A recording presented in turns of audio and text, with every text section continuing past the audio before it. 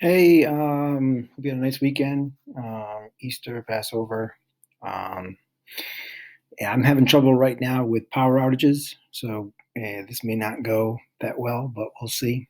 Some of the classes did like the virtual tour. I've been working on this at home, and I can kind of take you through what I want you to see with Washington, D.C. So this is really added to the virtual tour that some classes did. Some classes didn't even get that far. But so this is Washington, D.C. This view of Washington, D.C. by this model is really cool because you're looking at like the center of Washington, D.C. truly is the Capitol building. Um, and but then it's based off of like this model that is almost like a compass. And if you this is the National Mall. Again, you're not going to find H&M and stuff here. It's all the national museums. Let me zoom in a little bit. It's not working that great. I didn't want to zoom in that much. Yeah, nice. All right. So if you look here, here's the National Mall, and there's events and stuff that happen on this grassy area. There's also like softball games and stuff like that during the summer.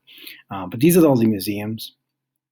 Um, the American History Museum, which is where the national flag is, the Star Spangled Banner. It's this building here. Um, so, and then this is called the castle. That's the Smithsonian. That's the original museum, and it looks like a castle. And then if you continue up, you get to the Washington Monument, which is the center of a compass. And if you go north of the compass, it brings you to the White House. That's the White House right there. You can barely see it, but that's the White House. And if you go south of it, you end up with the Jefferson Memorial. Um, and if you go west of it, that's the Lincoln Memorial and the reflecting pool. If you saw like Forrest Gump, that's where that was. And the I Have a Dream speech, if you want to be a little more sophisticated. Across this bridge is Arlington National Cemetery, and that's where the Tomb of the Unknown Soldier is and all that stuff. It's really kind of neat. There's a lot of neat things here. I mean, a lot of these buildings, these big buildings, they represent like the Department of Agriculture and stuff like that. There's one here with like a this this right here is the Holocaust National Holocaust Museum. If you go to Washington D.C., you have to see it, but it's sad. It kind of rips at you. Um, Nope, I just did something. I don't know. This is the National Archive. That's where the Constitution, Bill of Rights, Declaration of Independence is displayed.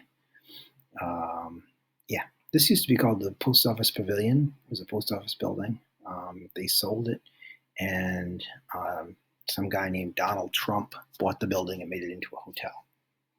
And yeah, that's the Trump Hotel. Oops, and I'm wicked zooming in. Sorry, I have really no mouse control. So I want to go through kind of really focusing on the Capitol today, not on anything else. So the Capitol building, again, that's what it looks like today. You get that the big dome. It's cast iron.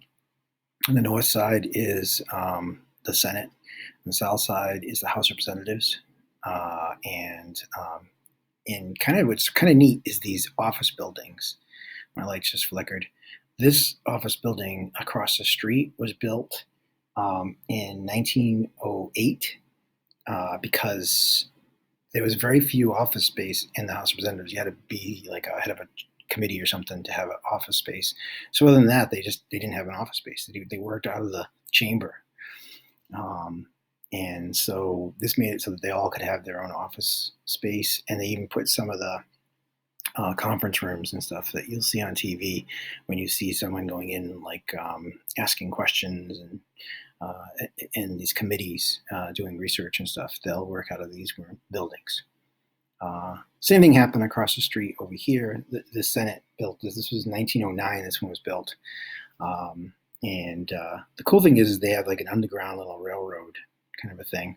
They have like a little subway that takes you. These are all office buildings now for the House of Representatives because the House has got 435 members. They need more. And these are the Senate, but not as many. There's only 100 members of the Senate. But you've got the underground thing going into this. They don't even have to walk outside on a windy, rainy day like today. They don't have to walk outside. This building here is a building that's often missed if you go to Washington D.C. It's called the Thomas Jefferson Building, but it's really the Library of Congress, and it's a beautiful building. When Congress moved to Washington D.C. in 1800, there was no library in Washington D.C. It was just a bunch of swamps and cows and pigs and stuff. There was nothing there. When they were in Philadelphia, when they were in New York, there was city libraries. So they created the Library of Congress, which was kept in the Capitol building. And it was actually, a lot of the books were used as kindling when the British burnt down the Capitol building. Eventually, what happened was, like, really in 1870, the Copyright Act was passed in the United States, which meant that Congress, would give copyrights to everything from music to books to paintings, everything. Prints, not paintings. But anything that got a copyright had to send 2 copies to the Library of Congress. So by like 1890, there wasn't enough room in the Capitol building for the library. So they built this building. It's modeled after like a French opera building. And it's called the Thomas Jefferson Building because, if you remember, after the fire, there was no library again. And the biggest library in the country at the time was Thomas Jefferson's personal library. So he gave it to Congress. So it's the basis of the library today. The Library of Congress today, because you have to have 2 copies of every piece of music, every book, everything that's made, it has to go into it. It's the largest library in the world. You got to see it though. You should, if you go to Washington D.C., don't ignore this building. It's a cool building.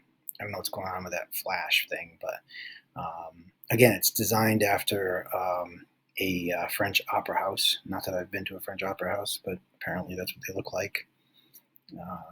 And yeah, that's the building. It's one of the most impressive ones. It's worth getting in line and going through the metal detector and going into the lobby. Let me show you the lobby. So here's the lobby, and when you first walk in, and it's kind of like the Gilded Age, because you got to figure it was built in 1897, so it was pretty much the time of the Carnegies, and so it's a lot like the Newport Mansion style. I think it looks a lot like it, and it's an impressive building, and they have different pictures here.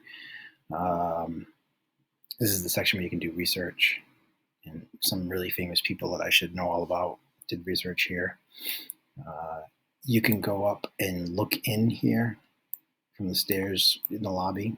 So you have to have like special permission to go in and use the books. But yeah. And yeah, that's the outside. This poor guy. Yeah, get the picture. And yeah, this is a picture of it. All right, so that's the Library of Congress. Let's get into some of the Capitol building. The Visitor Center, we've talked about this a lot. The newest edition, and it's it's huge, and it really makes visiting the Capitol a lot easier and a lot better than it ever was. Some of the statues from Statuary Hall were moved down here because of the space. They moved the newer ones down there. I just read that today. So let me show you some of the stuff they have here anyway. This is the outside going in. Again, they built it so it was like kind of underground, so it didn't take away from the way the Capitol is supposed to look. You enter on the side of that faces the Library of Congress. So here's the Library of Congress. That's what it looks like. This is the theater. They take you into like a theater, and they do a presentation before they take you on the tour of the Capitol. I don't know what this is. Yeah. That's with the screen down, I guess. I don't know why would they show you that, but they do. This shows you a lot of the statues that moved down there. Most famous is this one, which is actually the plaster model that the artist from Italy made for the bronze one that's on top of the dome. So it's the actual plaster that he created, the artist from Italy. And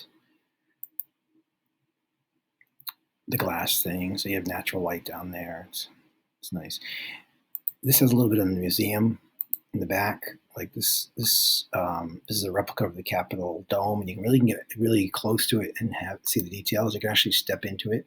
This is the museum, which has like models of the Capitol building going through all its restorations and all that, and it tells you like each. It's basically every 50 years or something like that, and it has like the history, famous like desks or whatever, like Abraham Lincoln's desk and all that kind of stuff. Kind of neat. You can just wander around there while you're waiting to go in to see the movie and get to do the tour. I don't know what this is. So they're really showing off this theater. Apparently they're really excited about the theater. Yeah, that's the museum. That's the stairs. Yeah, they wanted to show you the stairs. These people are happy. They're proud people. I'm not going to go into everything, but this shows kind of the building of it. I never saw any of this. This was in the 1990s, and when they were building it. I didn't go to Washington, and for those few years, it took 3 or 4 years to build it, and I didn't see that. Yeah, so it was a lot of work. All right, let's go into the Capitol itself, and let's hope that I can do this without the power going out. I don't know what's going on with the flashing thing. I don't know. It's kind of freaking me out. You can go on this website after if you're really interested in this stuff and check it out and explore. I'm going to go very quickly through some of the stuff, but if you're really into the architecture of the building and stuff, and this is, there's some great stuff here. There really is. It goes through the history of the dome, and the floor plan thing is really good. So we're going to go to the crypt. Yes. This is the old Supreme Court chambers. So the Supreme Court used to be in the actual Capitol building until like 1930s. Second floor. This is the rotunda, which is where we'll start, I think. This is the old Senate chamber, which we went into if you did the Explore with me before. This is the National Statuary Hall, which is the old House of Representatives. Here's the House of Representatives chamber. We're going to go into there, and the Senate chamber today. All right. So let's go and explore a little bit if I can find it. All right. Rotunda. The rotunda. All right. So this is the rotunda. It's used for they bring you in here when they give you the tour, but and it's got the huge paintings that I've talked about throughout the year of different really important things in American history. There's Washington giving up his sword. This statue right here is the lady suffragists who, 100. They were mostly in the 1840s fighting for women's rights. There's the surrender at Yorktown. When there's a state funeral, like a senator or a president dies or something, when Kennedy died, when Lincoln died, this is where their body is put on display for the public. Some of the most important statues are here. Congress votes which statues get put in here. And if you look up, you can see the inside of the dome. And again, you're seeing the inner dome with the apotheosis of George Washington ascending into heaven. It's really supposed to be a tribute. The dome is supposed to be a tribute to Washington, just like the Washington Monument. And yes, so I hope I'm not making you sick. I don't know how big this is. That looks like Jefferson. That's Washington. A very good image of him, the way that they did. You can get right behind this if you go to Washington, D.C., and you take a picture with him looking up at the dome. It's pretty cool. All right, let's go to the crypt. So if you did the tour with me before, we couldn't get into the crypt. This is the crypt. The main purpose of the crypt is to help hold up the rotunda. It's a room. This is the room you first come into when you do the Capitol tour. This is where Massachusetts statue. Each state has two statues that represent the state, and the state can change them out. And one of Massachusetts is here. It's Sam Adams. I think that might be him right there. I can't read it.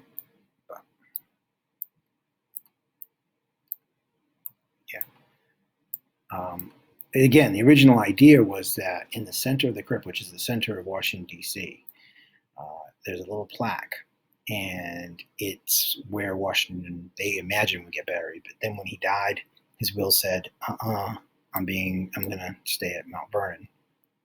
And Martha Washington had to get into it with the with them, and then he kind of allowed him to be buried there. So there's nothing in the crypt. So that's not really a crypt. It's not our style anyway to bury people in the Capitol. That's something that churches did in the olden days. Is that if you were like a major person in the church, you would be buried in underneath the church. All right, so it's the Statue of Freedom on the Capitol top. This is that view. This is that picture that I was actually talking about. I didn't realize it was there. You can easily take that picture. I have it like 12,000 times. It's a cool picture though. It's awesome for posting on Instagram or whatever. Your friends will be jealous. So here's this is oops, how you doing? This is Statuary Hall, which is the old House of Representatives, and it used to have all the statues from all the states to each, and now it's just got some of them, and they've scattered them throughout the Capitol, but it's got a lot of them. And this guy right here is Ethan Allen. He's kind of big, but this is the old House of Representatives, and that's why it looks the way it does, because there were all desks in here, and the House of Representatives was in that room from 1819 to 1857, when they added on to the. And then this is the chandelier that would light up that little rotunda at the top of the Capitol building. You could tell if they were in session. It's a really ornate room, but mostly parliaments and congresses throughout the world are in pretty ornate settings. So that's the Statuary Hall. That's kind of not the order that I would go in. Let's go to let's skip around just a little bit, and I hope they won't forget because I'm old. The House Chamber. So now the modern House of Representatives. So this is it. Again, you can always tell that you're looking at the House of Representatives because they don't have desks anymore. They used to way back, but not anymore. And there's no assigned seating. It looks like a humongous room. It's about the size of the gym at Beckwith, this lower part anyway. And then you have the stands up here so people can watch. These areas right here with the almost like desks, that's for the press. What's cool is, if I can stop this, I can. When they're voting, and I'm going to get into this when we do more later of the House of Representatives. When they vote, they use these little machines. They punch the card in, and this wallpaper lights up with everyone's name. You can see how they vote: yes, no, or abstain. And again, with the House Chamber, kind of fancy. These desks. This it's not a desk; it's a table. This is where the committee, when they're presenting a bill, they sit there, and they. I'll get into more of that too later. The people opposing it. The speaker is up here. A lot of times the speaker isn't there, and they assign somebody else to be the speaker to run normal debate, because they go through 10,000 pieces of legislation a year. So they're not. If Nancy Pelosi was there every day, she'd never get anything done. So that's the old Senate chambers. Let's go to the. This is the new House of Representatives. I wanted to go to the old Senate chambers now. I can't think and do this at the same time. This is the modern Senate chambers.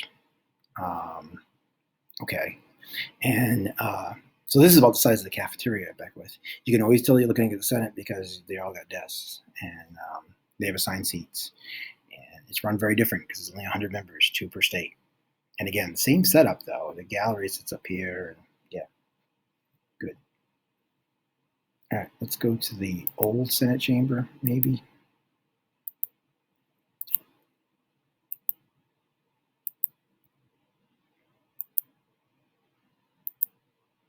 Nope, old Senate chamber. No, that's Old Supreme Court. Don't go there. I don't want to go there yet.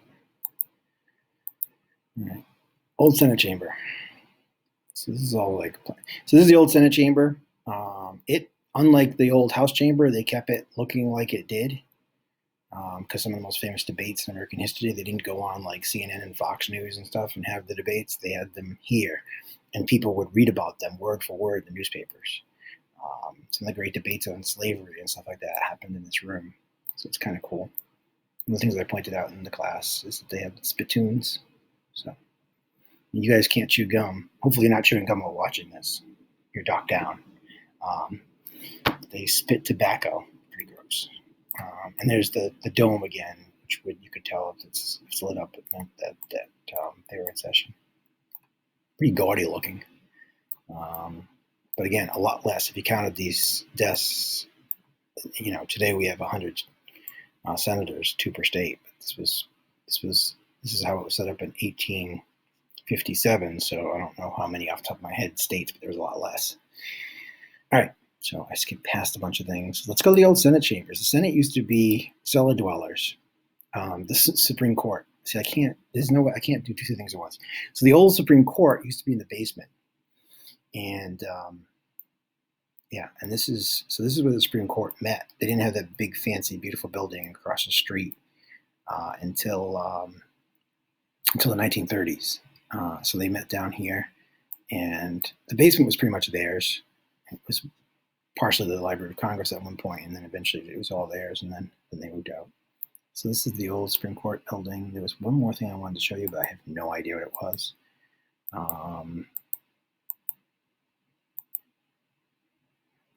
I guess that's about it. But definitely do, if you're interested into the architecture and stuff like that of this building, check it out. I mean, the overview, history, floor plans. Again, this is where the old Senate chamber is. The crypt. They take you up to the crypt on the tour. They very rarely take you here. And then the second floor, which has got the House of Representatives, which is like you can always tell that you're looking at it because there's no assigned seats. Then there's Statuary Hall, the Rotunda, the old Senate chamber, which is still set up like a Senate, and the new Senate chamber. This is the north. This is the south. They call this the East Portico and the West Portico. And that's it. I'm not going to kill you any more than this, but that's our virtual trip to Washington, D.C., and there'll be a few questions on it. Don't forget, with the video, you can go back. You can watch it 12 times. But you can fast forward and look back and figure out questions. So, all right, so that's it for today.